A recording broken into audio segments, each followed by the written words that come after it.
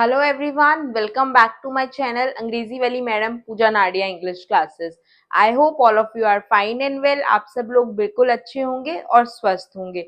आज एक बार फिर मैं आई हूँ आपके सामने लेकर ग्रेड 10 का chapter two stories about flying.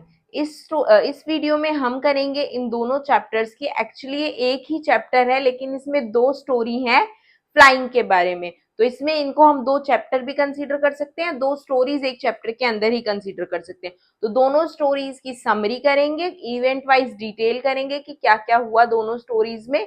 उसके बाद हम करेंगे इनके एक्सप्लेनेशन के साथ साथ इंपॉर्टेंट क्वेश्चन आंसर्स। तो शुरू करते हैं हमारा आज का सेशन। Let's start it. सबसे पहले बात करेंगे पहली स्टोरी की, हिज फर्स्ट फ्लाइट। पहली स्टोरी है हिज फर्स्ट फ्लाइट, लियाम ओ फ्लैहर्टी की लिखी हुई है ये स्टोरी। स्टोरी के करेक्टर्स हैं फैमिली ऑफ सीगल्स। 6 मेंबर्स हैं सीगल्स की फैमिली में। एक सीगल्स की फैमिली है जिसमें कितने मेंबर्स हैं? 6 मेंबर हैं। Young seagull, one who is unable to fly due to fear, एक जो डर की वजह से उड़ नहीं पाता, डर के कारण, जिसके बारे में ये स्टोरी है। हिज फर्स्ट फ्लाइट किसकी? यंग सीगल की फर्स्ट फ्लाइट। तो अब बात करते हैं इवेंट वाइज स्टोरी की समरी की। स्टोरी में क्या होता है, एक यंग सीगल है, एक छोटा सीगल है जो उड़ने से डरता है। ठीक है, उसके पेरेंट्स उसको बहुत मोटिवेट करते हैं, उसके मम्मी पापा जो उसके मदर फादर हैं वो उसको डांटते भी हैं, डराते भी हैं कि वो भूख से मर जाएगा, लेकिन उसको वो नहीं उड़ता। ठीक है, उसके भाई, दोनों भाई और बहन भी उड़ना सीख जाते हैं। वो उन्हें देख रहा होता है। स्टार्टिंग कहाँ से होती है स्टोरी की? वो एक लेज पे खड़ा होता है और वहां से वो खड़ा होके अपने भाई और बहन को उड़ते हुए देख रहा होता है। वो कोशिश सोचता है कि मैं उड़ूं, लेकिन उसको लगता है कि जो मेरे मेरे विंग्स हैं मुझे सपोर्ट नहीं करेंगे, मैं नहीं उड़ पाऊंगा, सी जो बहुत डीप है और मैं डूब जाऊंगा। राइट, तो उसका ये जो डर होता है वो उसकी वजह से वापस चला जाता है और वो उड़ने की कोशिश नहीं करता। उसके पेरेंट्स उसे बहुत समझाते हैं कि चलो कोशिश करो, कोशिश करनी चाहिए, लेकिन वो नहीं सुनता। इवन वो उसे डांटते हैं, डराते भी हैं कि हम तुम्हें खाने को कुछ नहीं देंगे, तुम खुद ही अपने लिए उड़कर कुछ भी लेकर आओगे। पर वो नहीं मानता, वो वहीं के वहीं अड़ा रहता है, वापस अपने होल में चला जाता है। ठीक है, तो स्टार्टिंग यही है, young seagulls fear of flying, उसका जो डर है। और क्या होता है, वो उसके पेरेंट्स को गुस्सा आता है और वो उसे अकेला छोड़कर चले जाते हैं कि शायद अकेले रहने से ही इसे भूख जब लगेगी तो रियलाइज होगी इंपॉर्टेंस कि मुझे फ्लाई करना ही चाहिए, और भूख की वजह से फ्लाई करेगा। तो उसके पेरेंट्स उसे अकेला छोड़ जाते हैं बहुत समझाने के बाद। Next, parents leave the young seagull alone. उसके बाद क्या होता है, जो पेरेंट्स हैं उसके, वो यंग सीगल को अकेला छोड़ जाते हैं अपने तीनों बच्चों को लेकर। ठीक है, और वो दूर से क्या देखता है, जो उसके पेरेंट्स हैं वो क्या कर रहे हैं, वो अपने बच्चों को उड़ना सिखा रहे हैं, स्कीम करना सिखा रहे हैं, वेव्स में हंट करना सिखा रहे हैं कि किस तरह से फिश को पकड़ना है। और उसके बड़ा भाई फिश पकड़ता है और वो जब पकड़ के फिश खाता है तो सब उसके लिए तारीफ करते हैं, उसके लिए उसे अप्रिशिएट करते हैं और बहुत खुश होते हैं कि उसने इवन फिश को कैच करना भी सीख लिया। और क्या करते हैं, वो यंग सीगल को टॉन्ट करते हैं उसके कायरता के लिए, कॉवर्डिस के लिए। ठीक है, तो उसके कॉवर्डिस के लिए वो उसको टॉन्ट करते हैं कि वो कोशिश भी नहीं कर रहा।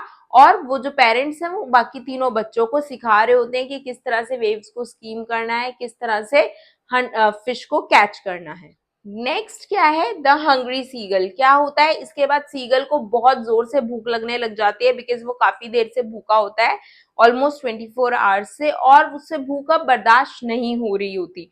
तो वो क्या करता है, वो कॉर्नर पे आ जाता है। उसे लगता है कि मैं सोने गिरने की एक्टिंग करूंगा तो शायद जो मेरे फैमिली मेंबर्स हैं मुझे बचाने आ जाएंगे। पर उसने क्या देखा, उसके जो भाई बहन है वो तो सो रहे थे, उसके फादर थे वो लेज पे बैठ के अपने फेदर्स को साफ कर रहे थे। ठीक है, अपने जो भी उनके पंख हैं उसको साफ कर रहे थे। और उसने, उसकी मदर ने देखा कि वो वहां पर खड़ा है, वो समझ गई और उसने क्या देखा, मदर के पास क्या है, फिश है। और फिश देख के उसकी भूख और ज्यादा बढ़ गई। Next what happened, the mother's trick, यानी मदर की ट्रिक। हम सबकी मम्मियों को पता होता है कि हमें किस तरह से खाना खिलाना है, किस तरह से हमसे बात मनवानी है और हमारी कमजोरी क्या है। सेम इसी तरह सीगल की मदर को भी पता था कि सीगल की कमजोरी क्या है। राइट, फिश, उसे भूख लगी है, उसे समझ आ चुका था कि सीगल बहुत ज्यादा भूखा है, अब वो भूख को कंट्रोल नहीं कर पा रहा है। तो उसने उसकी भूख को और बढ़ाने की कोशिश की। उसने क्या किया, फिश को लिया और पीसेस में ऐसे टीयर किया जिस तरह से यंग सीगल को खाना पसंद था। अब ये देखकर जो यंग सीगल है वो और ज्यादा टेम्प्ट हो गया, उसे कंट्रोल ही नहीं हो रहा था और वो फिश को अपने मुंह में लेके उड़ी, कहां पर, यंग सीगल के पास, पर बीच में ही रुक गई, राइट। जिसकी वजह से क्या हुआ, उसके मुंह में और पानी आ रहा था और उसे लगा कि मेरी मदर आ रही है, और आते आते वो कॉर्नर से नीचे की तरफ गिर गया। उसके बाद क्या हुआ, जब वो अपनी मदर की तरफ जाने लगा और वो नीचे की तरफ डाइव हो गया, तो उसने क्या किया, वो डाइव होने लगा और वो चिल्लाने लग गया डर से, पर अचानक से उसने क्या देखा, उसके पंख खुल गए हैं और उसने उड़ने की कोशिश की और वो उड़ने लग गया, द जॉय ऑफ फ्लाइट, और उसने उड़ना शुरू कर दिया, राइट। और उसके साथ उसके सारे फैमिली मेंबर्स, यानी उसके फादर, मदर, भाई बहन, सब उसके साथ उड़ने लग गए। दे वर ऑल हैप्पी कि जो यंग सीगल है उसका जो उड़ने का डर है, फियर ऑफ फ्लाइंग है, वो निकल गया और वो बहुत फ्लाई कर रहा था उनके साथ। वो सब ग्रीन सी के पास गए, वहां पे उन्होंने डाइव वगैरह किया, पर वो क्या था, भूख से कमजोर हो चुका था, तो पानी पर फ्लॉट करने लग गया। But he was very happy और everyone in his family celebration, सब खुश थे। और उन सब ने उसे क्या खिलाई, उसे डॉग फिश खिलाई, एज उसने अपनी फर्स्ट फ्लाइट बहुत ब्रेवली कवर की थी, राइट। तो इसलिए स्टोरी का नाम है हिज फर्स्ट फ्लाइट। उसमें क्या हुआ है, एक यंग सीगल की स्टोरी दिखाई है जिसे उड़ने का डर था, लेकिन क्या हुआ, अपनी फैमिली की हेल्प से, यानी फैमिली के लव की वजह से और अपने हंगर की वजह से, डिटर्मिनेशन की वजह से, एंड में उसको जब डिटर्मिनेशन आई कि भूख है, कुछ भी है, या एक्सीडेंटली भी कह सकते हैं हम, किस तरह से उसने फाइट किया और अपनी फर्स्ट फ्लाइट को एंजॉय किया। अगर हम स्टोरी की थीम और मैसेज की बात करें तो स्टोरी की थीम क्या है, स्टोरी की थीम है, ये हमें बताती है importance of family in one's life. किसी की लाइफ में फैमिली की कितनी ज्यादा इंपॉर्टेंस होती है। जिस तरह से जो यंग सीगल है वो डरा हुआ था, वो फ्लाई नहीं करना चाहता था, वो डर रहा था, लेकिन उसकी फैमिली ने ट्रिक किया कि हम वहां से जाएंगे, प्लान किया और वहां से गए, और इवेंचुअली वो सब उन लोगों के एफर्ट की वजह से ही सक्सेसफुली सीगल ने फ्लाई करना शुरू कर दिया। And even in the end जब उसने अपनी फर्स्ट फ्लाइट ली तो उसकी पूरी फैमिली उसके साथ थी टू सेलिब्रेट इट। तो एक तो मैसेज जो हमें देता है ये चैप्टर, ये देता है कि कितना ज्यादा इंपॉर्टेंट होती है फैमिली किसी भी पर्सन की लाइफ में। Second is, one needs to believe in one self to overcome all the hurdles of life. एक इंसान को खुद में विश्वास करना बहुत जरूरी है अगर अपनी लाइफ की प्रॉब्लम से, हर्डल से बाहर आना है। ये मैसेज क्यों है, देखो वो स्टार्टिंग से डरा जा रहा था कि मैं फ्लाई नहीं करूंगा, नहीं करूंगा, बट इवेंचुअली एंड में जब उसने डाइव किया और उसके विंग्स खुले तो उसके अंदर वो सेल्फ मोटिवेशन आ चुका था उड़ने का, उसने एफर्ट्स किए, उसने उड़ने की कोशिश की, तभी वो उड़ पाया, राइट। तो एक इंसान के अंदर खुद पे भरोसा, उसे अपने ऊपर विश्वास आ गया कि मैं उड़ सकता हूँ, उसने ट्राई किया। तो वन हैज टू बिलीव कि वो कर सकता है या कर सकती है। So it's very important to overcome hurdles of life. अपनी लाइफ की हर्डल से बाहर आने के लिए self believe is very important. तो अब बात करेंगे चैप्टर के इंपॉर्टेंट क्वेश्चंस की। ये क्वेश्चन सीबीएसई 2019 एग्जाम में आया था। Why was the young seagull afraid to fly? Do you think all young birds are afraid to make their first flight, or are some more timid than others? Do you think a human baby also finds it a challenge to take its first step? Question क्या कहता है, question कहता है कि seagull जो है वो डरने से क्यों उड़ रहा था, यंग सीगल। आपको लगता है कि जितने भी छोटे बर्ड्स हैं उन्हें बहुत डर लगता है अपनी फर्स्ट फ्लाइट में, या कुछ और बहुत ज्यादा नाजुक होते हैं, या फिर हम बोल सकते हैं बहुत ज्यादा डरते हैं, कायर kind of. Do you think कि ह्यूमन बेबी को भी बहुत चैलेंज फेस करना पड़ता है अपना फर्स्ट स्टेप लेने के लिए, राइट, या चैलेंजिंग लगता है उसे फर्स्ट स्टेप लेना? तो इसमें सबसे पहले तो हम बताएंगे ये the young seagull was afraid to fly because he thought his wings will not support him. उसे लग रहा था कि उसके विंग्स उसे सपोर्ट नहीं करेंगे। Second, he was afraid of height. उसे लग रहा था कि वो हाइट से नीचे गिर जाएगा, right, he will dive, he will want to be able to dive, he will fall from the height. Next, yes, I think all the young birds are afraid to take their first flight. हर किसी को डर लगता है ना first step में। जब आप फर्स्ट टाइम साइकिल चलाते हो आपको भी डर लगता है, आपको वही याद होगा तो, राइट, एक्टिवा चलाते हो तो एक हल्का सा डर होता है। सेम उसी तरह यंग बर्ड्स के माइंड में भी होता है। बट यस, हाँ, कुछ ज्यादा सेंसिटिव होते हैं, कुछ ज्यादा सॉफ्ट होते हैं, जिन्हें थोड़ा ज्यादा टाइम लगता है फर्स्ट फ्लाइट में, कुछ बर्ड्स को। Now, do you think? Yes, I think a human baby also finds it challenging while taking its first step, है ना। अपना फर्स्ट स्टेप लेने में उन्हें भी चैलेंजिंग लगता है बिकॉज उनके लिए कुछ नया होता है, तो वो बहुत डर डर के, घबरा घबरा के अपने कदम रखते हैं। So you will answer this question like this only, कि सबसे पहले आप बताएंगे कि यंग सीगल क्यों अफ्रेड था, then you will talk about young birds, and then human being. Next 2019 में पूछा गया क्वेश्चन है, how did the seagull's parents try to make him fly? कैसे ट्राई किया उन्होंने उसे समझाया, फिर उसे डराया, इवन उसे थ्रेटन किया, उसको भूखा भी रखा, they made him starve, right. उन्होंने हर पॉसिबल कोशिश की, हर पॉसिबल एफर्ट किया टू मेक सीगल फ्लाई, पर वो नहीं माना, तो वो उसको अकेला भी छोड़ के चले गए 24 आवर्स के लिए, और एंड में उसकी मदर ने उसे टेम्प्ट किया फिश के साथ, जिसकी वजह से उसने फ्लाई किया, right. So you can write all these points in this answer कि उन्होंने क्या किया, they threatened him, even taunted him, उसको टोंट भी किया, और एंड में जब वो सक्सेसफुल हो गया तो उसके साथ सेलिब्रेट भी किया। How did the young seagull and his family celebrate his first flight? उन सब ने क्या किया, the moment young seagull started flying, जैसे ही उसने अपनी फर्स्ट फ्लाइट स्टार्ट की, एवरीवन केम अराउंड हिम, सब उसके आसपास आ गए, उसके साथ फ्लाई करने लग गए, फिर वो नीचे की तरफ गया, पानी पे फ्लोट करने लग गया, then they all offered him dog fish, उसको डॉग फिश दी और सेलिब्रेट की उसकी first flight. The sight of the food maddened him. What does this suggest? This suggests कि जो young seagull है, it was hungry and it was starving. In the moment it saw fish in his mother's beak or mouth, आप कह सकते हो. So it maddened him. He was not able to tolerate the hunger, right? तो वो अपनी hunger को control नहीं कर पा रहा था, and he made a move towards his first flight. Do you think the young seagull's family loved him? Justify your answer. Yes. हम इसमें सब कुछ मेंशन करेंगे कि किस तरह से उसकी फैमिली ने पहले उसे मोटिवेट करने की कोशिश की फ्लाई करने के लिए, वो नहीं माना तो उन्होंने उसे थ्रेटन किया, and they even taunted him as cowardice, but बाद में उन्होंने क्या किया, बाद में उन्होंने दूर से ऑब्जर्व भी किया उसको कि वो क्या कर रहा है, और जब उसे भूख ज्यादा लगी तो उसकी मदर ने ट्रिक की, लेकिन वो जब डूबने वाला था, नीचे गिरने वाला था, तो उसकी मदर उसकी हेल्प के लिए आई, और जब वो उड़ा तो पूरी फैमिली उसके साथ थी, और एंड में उन सब ने उसको डॉग फिश भी ऑफर की। तो ठीक है, क्या है ये हम बताएंगे सब कुछ कि yes, young seagulls family loved him. Next question, was the young seagull same bird at the beginning and at the end of the lesson? Compare and contrast two kinds of seagull in the lesson.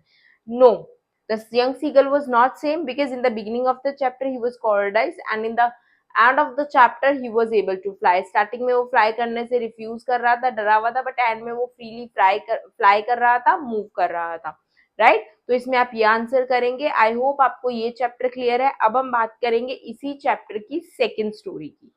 तो जो next story है इस chapter में वो है the black aeroplane. The black aeroplane में क्या है, जो नरेटर है वो एक पायलट है, और वो फ्लाई कर रहा है अपना डकोटा एरोप्लेन फ्रांस से इंग्लैंड की तरफ, और वो इंग्लैंड जा रहा है। उसने प्लान किया है अपनी फैमिली के साथ मॉर्निंग ब्रेकफास्ट करने का। ठीक है, अभी हम इवेंट वाइज तो करेंगे, मैं एक आपको छोटा सा ब्रीफ दे रही हूँ। सडनली क्या होता है, उसको सिग्नल्स आने बंद हो जाते हैं, और वहां पर क्या होता है, एक ब्लैक एरोप्लेन उसको हेल्प करने के लिए आता है। ब्लैक एरोप्लेन की हेल्प से वो इंग्लैंड में लैंड करता है, और जैसे ही वो अपना एटीसी यानी एयर ट्रैफिक कंट्रोल के पास आकर पूछता है ब्लैक एरोप्लेन और उसके पायलट के बारे में, तो उसे पता चलता है कि ब्लैक एरोप्लेन जैसा कुछ था ही नहीं स्काई में, सिर्फ उसका प्लेन ही फ्लाई कर रहा था। और जो लेडी होती है एटीसी में, वो उसको बताती है कि there was no plane in the sky except his plane, right. जो ब्लैक एरोप्लेन है वो क्या है, कोई था ही नहीं ऐसा एरोप्लेन, राइट। तो इस चैप्टर में बेसिकली जो हम पढ़ेंगे वो ये है कि सेल्फ बिलीफ बहुत इंपॉर्टेंट है। अगर आपको खुद पर विश्वास है, आप में हिम्मत है, डिटर्मिनेशन है, विल पावर है, तो आप किसी भी प्रॉब्लम को फेस कर सकते हैं और किसी भी डिफिकल्टी को चैलेंज करके अपने वे को क्लियर कर सकते हैं, राइट। जैसे कि बात करेंगे हम चैप्टर की थीम की, ओवरव्यू की या मैसेज की, तो ये है कि with courage and determination we can face all the challenges and troubles that come in our lifes. मतलब कि अगर हमारे अंदर हिम्मत है, हमारे अंदर इच्छा शक्ति है, विल पावर है, डिटर्मिनेशन है, करेज है, तो हम क्या कर सकते हैं, हम किसी भी प्रॉब्लम को फेस कर सकते हैं, किसी भी मुसीबत से लड़ सकते हैं। सेल्फ बिलीव बहुत जरूरी है। Self believe is very important in our life. खुद पर विश्वास होना, self believe is very important. जब तक आप खुद पर विश्वास नहीं करेंगे तो आप किसी भी प्रॉब्लम से थ्रू नहीं कर सकते। इवन अगर आप ये सोचोगे कि मुझे अच्छे मार्क्स स्कोर करने हैं, तो आपकी डिटर्मिनेशन और सेल्फ बिलीफ ही आपको फुल मार्क्स स्कोर करने में हेल्प करेगी। तो बात करते हैं स्टोरी के कैरेक्टर्स की। 3 कैरेक्टर्स हैं स्टोरी में। पहला द नरेटर, यानी जो स्टोरी सुना रहे हैं, वो है पायलट डकोटा एरोप्लेन के, जो फ्लाई कर रहे हैं फ्रांस से इंग्लैंड, और उनका जो प्लेन है वो रास्ता भटक जाता है स्टॉर्म की वजह से, तूफान की वजह से। The pilot of black aeroplane, ये वो पायलट है जो हेल्प करते हैं नरेटर को अपना रास्ता ढूंढने में, उनको सेफली अपनी डेस्टिनेशन तक पहुंचाने में। The women working in control centre, और थर्ड है वो वुमेन जो कंट्रोल सेंटर में काम कर रही है, जिससे आकर नरेटर पूछते हैं ब्लैक एरोप्लेन के बारे में, और जो नरेटर को बताती है कि कोई भी ब्लैक एरोप्लेन नहीं था स्काई में, सिर्फ उनका प्लेन ही अकेला फ्लाई कर रहा था। तो शुरू करते हैं स्टोरी की summary wise, event wise summary, और जानते हैं चैप्टर में हुआ क्या क्या था। बात करेंगे चैप्टर की समरी की। जो नरेटर है वो ओल्ड डकोटा एयरप्लेन के क्या है, पायलट है, और वो फ्रांस से इंग्लैंड आ रहे हैं। रास्ते में आते हुए उन्हें क्या दिखती है, उन्हें पेरिस सिटी दिखती है अपने एरोप्लेन से, और वो बहुत खुश होते हैं बिकॉज उन्होंने प्लान की होती है अपनी फैमिली के साथ हॉलीडेज और ब्रेकफास्ट। तो वो बहुत खुश होते हैं कि अब मैं जब पहुंचूंगा घर, तो मैं घर जाके अपनी फैमिली के साथ टाइम स्पेंड करूंगा, और पूरा टाइम उनके माइंड में यही थॉट चल रहा होता है। ऑलमोस्ट सुबह के 1:30 बजे यानी 1:30 इन द मॉर्निंग वो पेरिस कंट्रोल सेंटर पे कॉल करते हैं और पूछते हैं डायरेक्शन के लिए, और पेरिस कंट्रोल सेंटर उन्हें एडवाइस करता है कि उन्हें 12 डिग्रीज वेस्ट की तरफ टर्न करना चाहिए। अचानक से क्या होता है, जब वो टर्न करते हैं उस तरफ, तो उन्हें कुछ तूफानी बादल दिखने शुरू हो जाते हैं। ऑलमोस्ट 150 किलोमीटर आगे ट्रेवल करने के बाद जो पायलट है उन्हें क्या होता है, बहुत ही डार्क स्टॉर्मी क्लाउड्स दिखने शुरू हो जाते हैं, जैसे तूफानी बादल। बट उनके माइंड में ये होता है कि इट्स ओके, मैं यहाँ से क्रॉस कर लूंगा। और उनके माइंड में क्या चल रहा होता है, मुझे अपनी फैमिली से मिलना है, I have planned breakfast with my family. A risky but brave decision, वो एक बहुत ही ब्रेव डिसीजन लेते हैं कि मैं इन क्लाउड्स को क्रॉस करते हुए, तूफान और क्लाउड्स को क्रॉस करते हुए निकल जाऊंगा। बहुत ही रिस्की डिसीजन होता है उनका, पर एक ब्रेव डिसीजन होता है कि वो हिम्मत नहीं हारते। वो मेंटली प्रिपेयर होते हैं टू क्रॉस दिस वे, वो इस वे को क्रॉस करने के लिए बिल्कुल मेंटली प्रिपेयर होते हैं कि किस तरह से क्लाउड्स को वो क्रॉस करके निकलेंगे इस स्टॉर्म में से। जो नरेटर है वो क्या करते हैं, वो रिस्क लेके ट्रेवल तो करते हैं, लेकिन वो तूफान में फंस जाते हैं। क्या होता है, उनका प्लेन पूरा उल्टा हो जाता है, प्लेन के बाहर उन्हें सब ब्लैक दिखता है, कुछ भी दिखना बंद हो जाता है। वो पेरिस कंट्रोल सेंटर कॉल करने की कोशिश करते हैं, कांटेक्ट करने की, पर उनके जो रेडियोज हैं वो काम करना बंद कर चुके होते हैं, जितनी भी कंपास काम करना बंद कर चुका होता है, और वो कांटेक्ट ही नहीं कर पा रहे होते पेरिस कंट्रोल सेंटर को, और उनका जो एरोप्लेन है वो पूरी तरह से फंस जाता है। उन्होंने एक डिसीजन ले तो लिया, रिस्की ब्रेव डिसीजन, बट वो रिस्क हो जाता है, क्योंकि क्या होता है, वो उनको समझ ही नहीं आता अब उन्हें क्या करना चाहिए, बिकॉज पर वो हिम्मत नहीं हारते, उनको समझ ही नहीं आता उन्हें क्या करना चाहिए। कंपास काम नहीं कर रहा है, कंट्रोल सेंटर से वो कांटेक्ट नहीं कर पा रहे हैं उन्हें किस तरफ जाना है, और प्लेन के बाहर सब ब्लैक है। उसके बाद क्या होता है, उस डार्कनेस में बाहर की जो पूरे काला हो रखा है, कुछ भी नहीं दिख रहा है,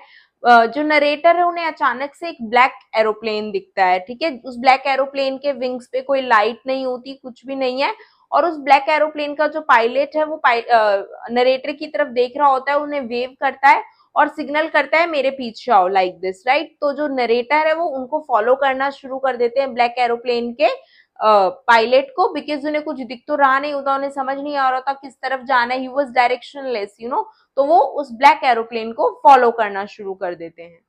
जो नरेटर है वो ऑलमोस्ट हाफ एन आवर के लिए फॉलो करते हैं ब्लैक एरोप्लेन को। उसके बाद उन्हें फिर से डर लगना शुरू हो जाता है, बिकॉज वो देखते हैं कि उनके पास जो फ्यूल है कम है, और वो 10 to 20 मिनट्स ही फ्लाई कर पाएंगे। लेकिन सडनली वो सामने क्या देखते हैं, उन्हें लाइट्स दिखती है, और एयरपोर्ट का जो रनवे होता है वो दिखता है, और वो सेफली लैंड कर चुके होते हैं। जब वो पीछे मुड़कर देखते हैं तो उन्हें कोई भी ब्लैक एरोप्लेन नहीं दिखता, और वो एयर ट्रैफिक कंट्रोल पे, जो एयर ट्रैफिक सेंटर पे वुमेन होती है, उससे जाकर पूछते हैं ब्लैक एरोप्लेन के बारे में।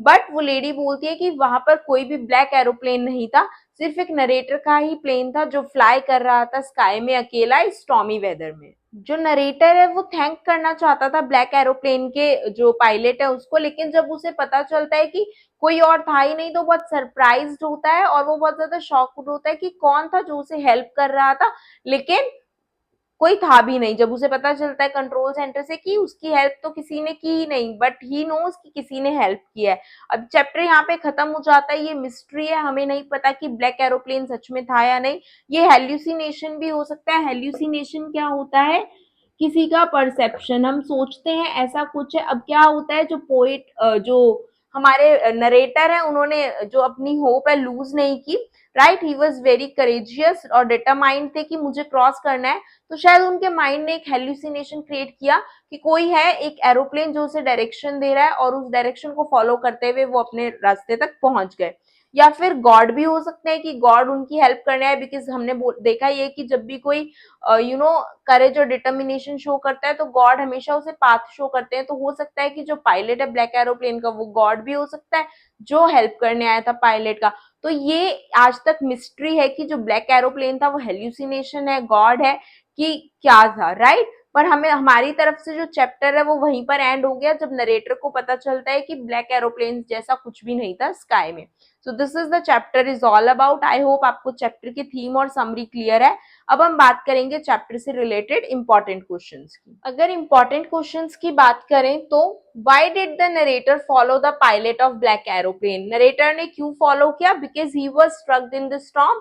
वो स्टॉर्म में फंसे हुए थे और उन्हें लगा कि जो ब्लैक एरोप्लेन है वो उन्हें हेल्प करने आया है। How did the narrator get out of the storm in the night to land safely? By the help of black aeroplane। और आप पूरी स्टोरी एक्सप्लेन करेंगे कि किस तरह से वो सेफली लैंड कर पाए ब्लैक एरोप्लेन की नेविगेशन की वजह से। इसी तरह से एक क्वेश्चन और आया था कि what prompted the narrator to follow the pilot of black aeroplane या to follow black aeroplane like an obedient child? क्यों करना पड़ा उन्हें ओबीडियंट चाइल्ड की तरह फॉलो? क्योंकि उन्हें खुद कोई भी रास्ता समझ नहीं आ रहा था, right. Why and when did the narrator say that everything was going well? It was an easy flight। जब तक वो पेरिस थे, पेरिस सिटी से 150 किलोमीटर तक उन्होंने जब ट्रेवल किया तो everything was going fine, he was very happy, it was an easy flight.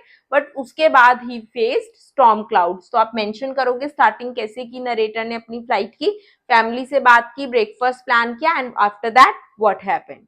सो ये एक क्वेश्चन है जो लास्ट ईयर आया था सीबीएसई एग्जाम में, क्लास 10th के एग्जाम में। Motivation plays an important role in taking risk in life and in succeeding, do you agree? ठीक है, और आपको ये रेफरेंस में आंसर करना था in the pilot of old Dakota and the young seagull. तो बिल्कुल हमने पूरी जो दोनों स्टोरीज पढ़ी हैं उसमें हमने यही देखा है कि motivation plays an important role. The young seagull was motivated by family's love, family के लव ने उसको मोटिवेट किया, हंगर ने उसको मोटिवेट किया टू फ्लाई। सेम वे जो ओल्ड डकोटा एरोप्लेन है उनको भी फैमिली, सेम उसी तरह से ओल्ड डकोटा एरोप्लेन की फैमिली लव और मोटिवेशन की वजह से वो सेफली लैंड कर पाया, राइट। सो आई होप आपको दोनों चैप्टर क्लियर हैं, आप इनसे रिलेटेड जो भी इस चैप्टर में दोनों स्टोरीज हैं वो अच्छे से अटेम्प्ट कर पाएंगे। Thank you so much for watching this video, like and subscribe the channel. All the best for your board exams.